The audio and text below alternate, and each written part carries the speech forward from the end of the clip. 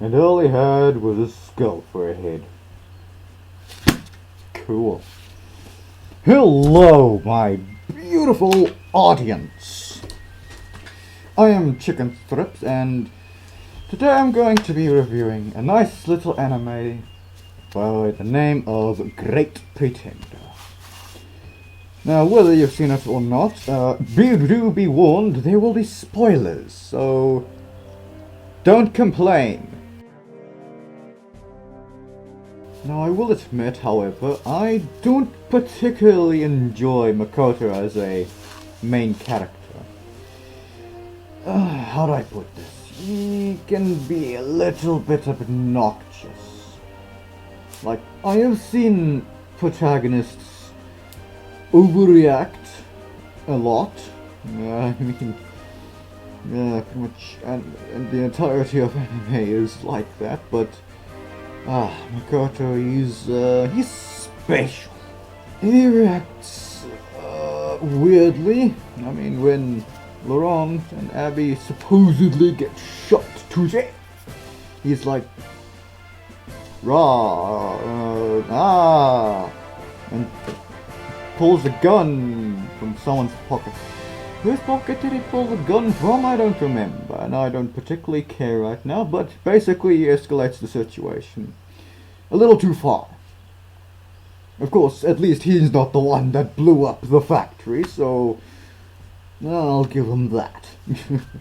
But, yeah, no. For the most part,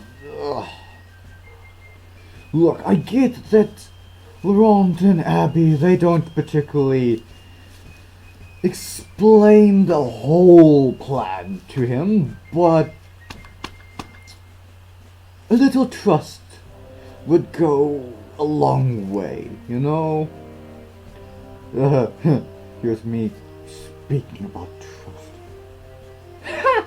trust. Anyway. Laurent, on the other hand, well, is an interesting character. I quite enjoy him. I can't particularly remember anything I enjoy about him at this point in time. Yeah, no, I don't know. Abby is interesting, if not a bit vulgar is the wrong term. Interesting is the correct term. Now, she's got a bit of a darker backstory, which we will not delve in here just yet. Oh, and by the way, I think I'm just gonna put a little bit of footage right here. Not there, here. It's probably just gonna be trailer footage because I don't know how to get footage just yet, but anyway. Now, don't get me wrong, I do find the cast to be enjoyable most of the time, but I just feel like they leave a little bit much to be desired. Now, of course, if they made Makoto just simply trust that Abby and Laurent know what they're doing 100% of the time, obviously that would be boring, I suppose. But still, just trust that they have some kind of interesting plan for this, whatever they're doing at that point in time.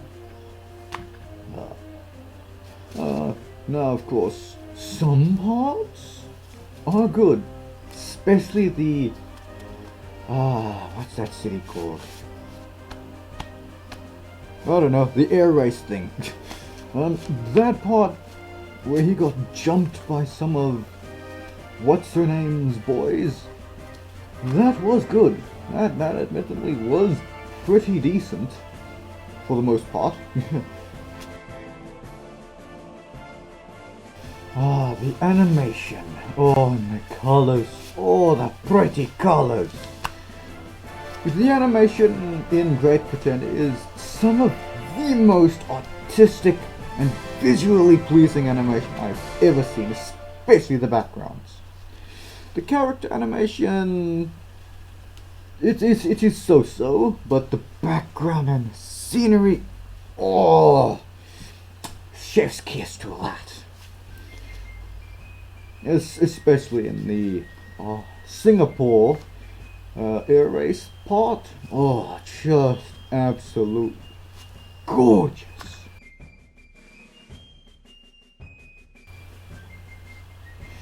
Now, the story and plot, for the most part, is enjoyable, entertaining. For the most part, the end, the end portion, it's a bit weird. It doesn't feel quite right. It's got a different vibe to it that I can't quite explain. But I mean, for the most part, the plot in this anime is nice. It's fairly understandable, fairly simple, just enough of a bit of complicatedness here and there. I don't exactly know it, but it's not perfect, of course.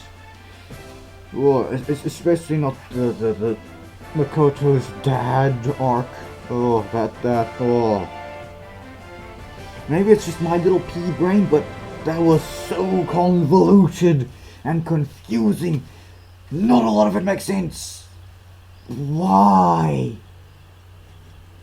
I don't know.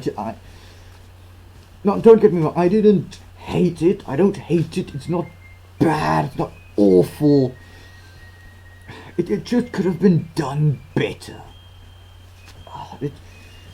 There's potential in it, but there's like the whole thing with all of this that you have seen was planned by Makoto's dad or Oz or whatever you want to call him. Yeah, I don't know. It kind of is hard to believe. However, I did enjoy the small bit of foreshadowing in the first episode, or the second, when they first meet the Hollywood dude. I forget his name. I'm sorry. But when you see Montoya's The Kiss on his wall in that one quick scene, it kind of sets things up for the later arcs. And I find that to be... that bit I did kind of like. It was a nice, neat little touch that was honestly very missable. You could have easily forgotten about it if you only watched it once, or you watched the episodes very far apart. But watching it again, I can appreciate that little detail. It is enjoyable. The music is enjoyable. It feels like they only have like 4 tracks in all of it, but the few tracks of music and songs that they have is nice. It fits for the most part. You're gonna hear me say for the most part because there are some issues here and there, scene to scene. Yeah, it's a bit weird. They do have this one song. I don't know what the name of it is, but it's it is so nice. I just feel like singing whenever it comes on, and it's that Flying in the Sky song. I don't remember it. I don't know its name. I forgot the name. I need to write down more notes.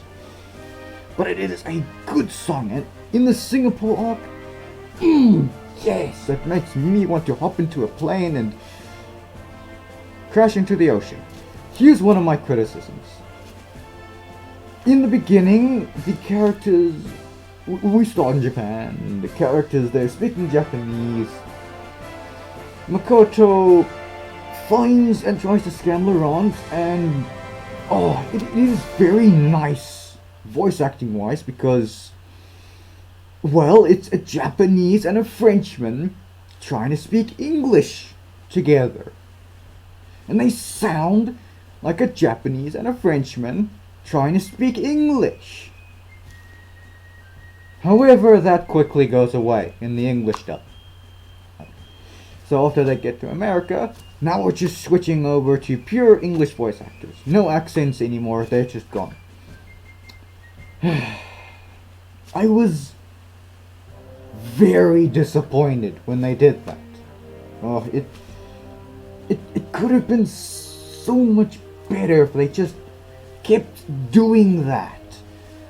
But they didn't. I don't know why. Maybe it's too much effort. Who knows? But that little bit. Oh, nice. They did bring it back a little bit in the last season arc, whatever, with the other Japanese dude trying to speaking English. Okay, the voice actor is a bit tone deaf, but it is a nice detail, because now this is something I really wish English dub did a bit more often, is accents. Give your characters accents, please. This is why JoJo Part 1 and Part 2 are so good, because they have those, they have that. They have that. And it is very nice. And then they don't have that anymore.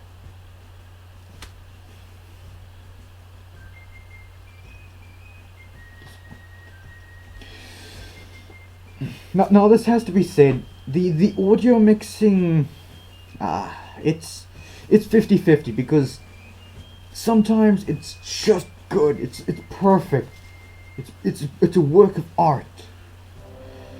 Other times, however, the characters' voices get drowned out by the music. So easily, so quickly. You can barely hear what they're saying. And that did suck just a little bit. The disappointment here and there. Disappointment, basically. So, in conclusion, what are my overall thoughts about Great Britain? Well, visually pleasing, enjoyable animation, enjoyable story, likable characters, but it does have its flaws, and that's okay. Not everything can be JoJo's Bizarre Adventure. Not everything can be perfect, you know? But yes, I would overall give this a 7 out of 10. Do give it a watch. Do give it a watch. Just be careful of the English stuff. It can get a bit weird. Like every anime ever. Anyway, I hope you found this useful, enjoyable, and so on and so forth. Subscribe, like, blah blah blah blah blah. I'll see you next time. Goodbye.